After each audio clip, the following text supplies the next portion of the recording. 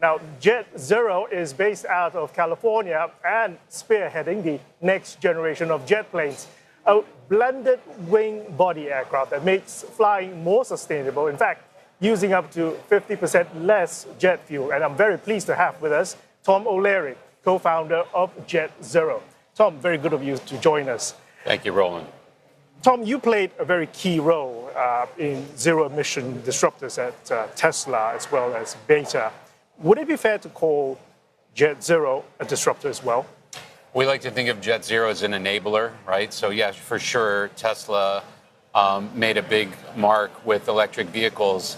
And to think that 15 years ago, people were saying it couldn't be done. And now, 7 gigafactories and the best-selling car in the world later, everyone believes. And so that's what's happening with JetZero. A blended wing body has been studied for many, many years, decades, in fact, $1 billion of NASA research. And we're a team that feels that tremendous sense of belief that it can be done and we can address so many needs that face the aviation industry today. Explain to us the blended wing body model.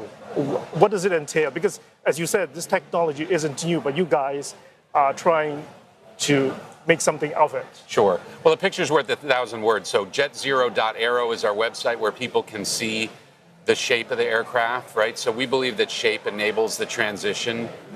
We have a very specific mission in mind, which is to reshape aviation.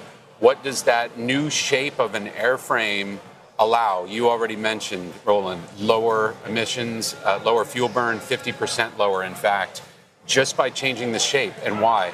Because it has a lifting body, what people have often called a flying wing design, but this is a blended wing, but it's a lifting body.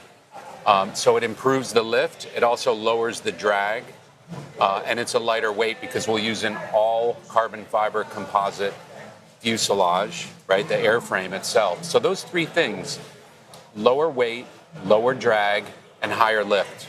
So why is it then that the basic concept of a commercial airplane hasn't changed in the last 60 years? Well, the tube and wing is the structure I think you're referring to. The tube and wing airframe has been amazingly reliable and safe platform. And that's just, the entire world owes a debt of gratitude to the aviation industry for developing safe airframes and making air travel the safest form of travel. It's safer than walking in your major cities. So that's amazing, right? But now there are so many more needs that face the industry to lower fuel burn, to lower emissions, to improve the passenger experience, and the list goes on. This airframe addresses really all of those needs, and it represents the next step forward for aviation in general. And with this technology that you're building up, you're able to build single as well as wide body aisle planes and cargo jets as well? Yeah, for sure. So the beauty of this aircraft is it can be a jetliner, a freighter, it can serve military purposes. But what you mentioned is that there's really the market sees two types of planes, single aisle planes and then wide body planes that fly long distances. And one is for short haul and one's for long haul. This plane actually can fit into the gap between those planes where there's incredibly high demand, but right now there's no supply. So this plane can fit right into there, and that's a great place to start a company, right? A very mature market, but to start a company where the customers have demand but there's no supply, that's economics 101, and we're very happy to have that opportunity. How soon can we see one of your jets up in the sky in service? Up in the sky, 2027. So first phase here is to develop a full-scale demonstrator. That's what the U.S. Air Force is participating with us on. We're incredibly grateful for that. And then entering into service for the 2030s. Okay, so you are working with the Air Force to build a full-scale demonstrator, That's a working correct. model, as it were. That's How's that correct. going? It's going fantastic. We're in that development process. We have 3 years to fly that plane, and really it's about bringing the best suppliers and really partners together to help us to build this aircraft. So the Air Force is one, but Northrop Grumman and their subsidiary Scale Composites are going a long way helping us with that, Pratt & Whitney with engines. So we have a tremendous group of partners, and without whom we couldn't do this alone. And so we're grateful for their support. Designing and building such a plane is not without challenges. I understand there's still one main technical challenge that's holding manufacturers back, like yourselves. Well, yeah, no, I don't think it's holding us back, but it has been holding it back for up until now, because 30 years, my founder, Mark Page, invented this particular design over 30 years ago.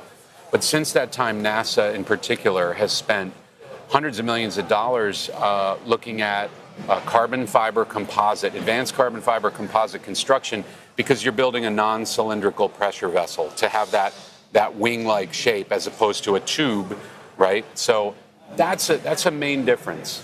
And so NASA has put, like I said, years and so much money into researching exactly how to develop these types of materials. So it's come a long way.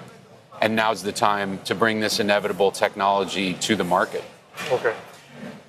What sort of collaborations are you hoping for at this air show? Because it's your first time here. It is. It is our first time here. It's my first time in Singapore. I must say I'm very impressed, Roland, with this city. And we're excited to be here. This is a growing show, a growing presence. And we're here simply to make people aware of what we're doing, but also to build a coalition of people who are interested in helping us develop it. So that could be our airlines, parts partners, suppliers. You know, these shows are a great place to collapse time and to have a lot of relationship building in one place. So we're very happy about that. Are you hoping to sign on any deals? At this point, we're in the demonstration phase. So, you know, you might see that at other shows with folks that are out of demonstration. Look at that is certainly to come. Don't get me wrong. But right now, our focus is building and demonstrating. Okay. You're passionate about aviation sustainability. I mean, that's also a main topic here at the air show. For sure. As the industry ramps up for SAF usage of sustainable aviation fuel, how else do you think the industry itself can actually execute its net zero goals towards 2050? Yeah, I think we are proposing the very best solution to improve sustainability in the industry. We've been solving problems of sustainability in aviation for so long based almost entirely on propulsion. When we move to a new airframe that is more efficient, we enable virtually all the other forms. We make SAF more affordable. We make electric more workable, along with hydrogen, right? Because electric requires batteries which weigh a lot, so you need a more efficient airframe, right? Hydrogen requires a lot of volume, so you need a volumetrically efficient airframe. We provide all those things with this one airframe advancement.